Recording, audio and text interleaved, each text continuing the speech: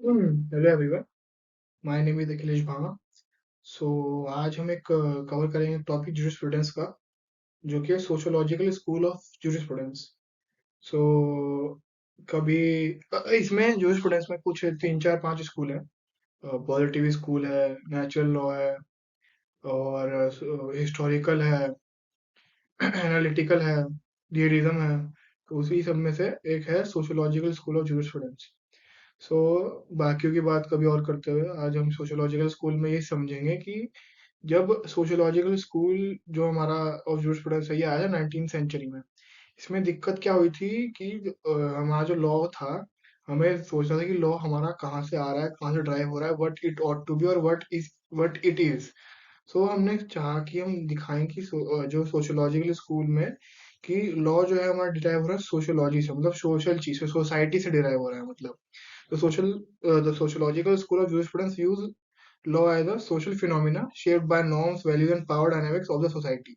मतलब जो भी हमारा सोशियोलॉजिकल स्कूल में लॉ है, ये सब कुछ बस एक जो भी सोसाइटी के अंदर हो रहा है, कुछ भी नॉर्म्स हैं, वैल्यूज हैं, पावर है, सोशल प्रेशर है, उसके बारे में बात करता है। This approach emphasizes the influence of social factors on the development and application of legal principles.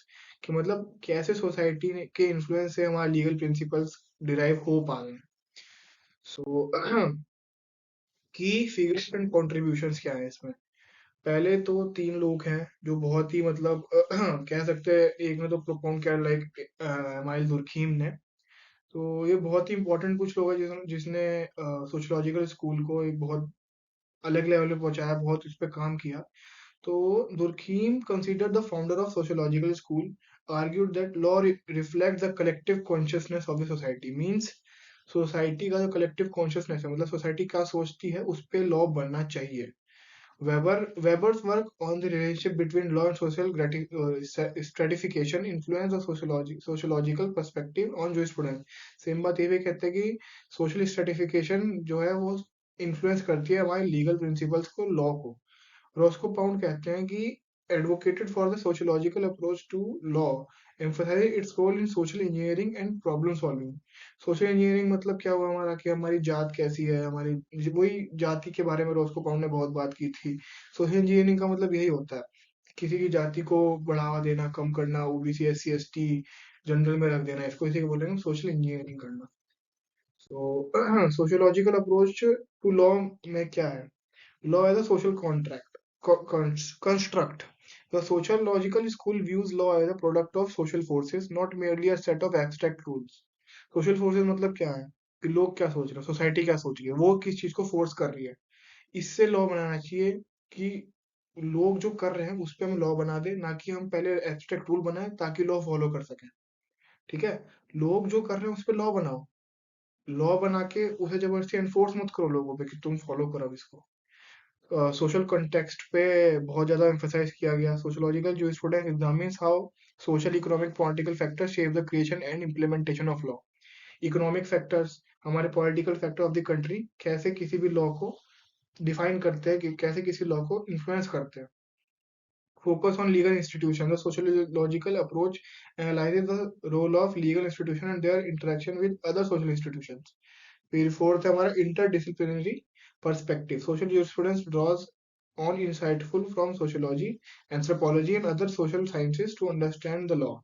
So anthropology फिर हिस्टोरिकल में है। एंथ्रोपोलॉजी क्या कहता है, कैसे सोसाइटी काम करनी चाहिए, सोसाइटी काम कैसे करनी चाहिए, मतलब तीन चार तरीके, लेजिस्लेटिव वहां पे पावर होनी चाहिए, जुडिशियल पावर होनी चाहिए, कोर्ट्स का एक प्रॉपर सिस्टम होना चाहिए। ये होते हैं anthropological approach. And other social sciences to understand the law. हमें सोशल साइंस की बहुत जरूरत है ताकि हम लॉ समझ पाए। सोशल साइंस मतलब सोसाइटी की साइंस, सोसाइटी क्या सोचती है लॉ के बारे में। Law as a social phenomena. A law arises from the shared values, customs, and norms of a society, reflecting its unique cultural and historical context। ठीक है, वो कंटेक्स्ट सोचते कि पहले लोग क्या फॉलो करते आ रहे हैं, एक्सपीरियंस क्या रहा है लोगों का, लोग कौन सा कल्चर क्या फॉलो कर रहे हैं, ये उस क्या इमर्ज होता है इससे लॉ। तो मैंने पहले भी कहा जैसे कि लॉ जो कर रहे हैं उस पर लॉ बनाओ, क्या इमर्ज हो रहा है, लोग क्या कर रहे हैं जिससे क्या लॉ इमर्ज हो सकता है। फिर है evolution. The society evolves, law adapts to changing social conditions, technology and power dynamics, shaping and being shaped by social changes. Social में जो सोसाइटी में चेंज हो रहा है उससे हमारा लॉ बनना चाहिए. The enforcement of law is influenced by social factors, opinions, political ideologies and the distribution of power. As I said, distribution of power होना चाहिए, सब में पावर बटी होनी चाहिए, डिक्टेटरशिप नहीं होनी चाहिए, मोनार्की नहीं होनी चाहिए बिल्कुल भी. सोसाइटी पे पूरी पावर होनी चाहिए कि उन्हें किस तरीके से फॉलो करना है अपने आप को. वो अपने रिप्रेजेंटेटिव भेजेंगे ताकि वो खुद को फॉलो करवा सके. Next part is influence of social factors on legal development. Economic conditions. The economic structure and power dynamics of a society can shape the creation and application of laws such as those governing property rights and contracts. Economic जो हमारा factor है वो contracts और property rights को बहुत ज्यादा influence करता है. सोशोलॉजिकल फैक्टर है वो, क्योंकि और है cultural norms and values. Cultural norms and values क्या हुआ, हमारा जो भी हम कल्चर फॉलो करते आ रहे हैं, जो भी हमारे ट्रेडिशंस है, वैल्यूज है, हैबिट्स हैं, हम क्या सोचते हैं किसी चीज को लेके, उस पे हमें लॉ बनना चाहिए. क्योंकि वो उनकी हैबिट में बैठ चुका है, उनको कुछ फॉलो नहीं करना पड़ेगा, उनको कुछ एनफोर्स नहीं करना पड़ेगा गवर्नमेंट को, बट वो खुद फॉलो ही कर रहे हैं वो चीज को. फिर अगला है political ideologies. The political ideologies and power structure of a government can affect the formulation and implementation of law reflecting it social and philosophical priorities. As I said before, बिल्कुल सही बात लिखी है इसमें. पॉलिटिकल आइडियोलॉजी से ही law बन सकता है. फिर technological advancement. Technological changes can necessitate the development of new legal framework and address emerging issues such as privacy, intellectual property and digital transaction. मतलब क्या है इसमें, हमारे जैसे आईपीआर के लॉज हो गए, साइबर लॉज हो गए, डिजिटल ट्रांजैक्शन के लॉज हो गए, ये भी बनने चाहिए. ये कैसे हुआ हमारा, क्योंकि हमारी सोसाइटी इवॉल्व हो रही है, सोसाइटी में नई चीजें आई हैं, तो उसके हिसाब से लॉ बन रहा है. यही है पूरे सोशोलॉजिकल स्कूल ऑफ जूरिस्प्रूडेंस का एक मेन पर्सपेक्टिव, यही काम है सोशोलॉजिकल स्कूल ऑफ जूरिस्प्रूडेंस का. Next relationship between law and society. First, balance. Law and society exist in a delicate balance with each shaping and being shaped by other in the ongoing dynamic relationships. Society ऐसे behave करे उसको हम law बना देंगे. There is a balance. Law बन चुका है, society वैसे बिहेव करी, सोसाइटी जैसे बिहेव करी वैसे लॉ बन चुका है. बिल्कुल बैलेंस चल रहा है ये हमारा. इंटरडिपेंडेंस. इंटरडिपेंडेंस मतलब क्या है, लॉ पे हम डिपेंड कर सकते हैं, लॉ हम पे डिपेंड कर रहा है, क्योंकि लॉ हम पे डिपेंड कर रहा है कि लॉ बने कैसे. तो हम जो लोग हैं लॉ पे डिपेंड कर रहे हैं कि सब कुछ गलत नहीं हो सकता हमारे साथ.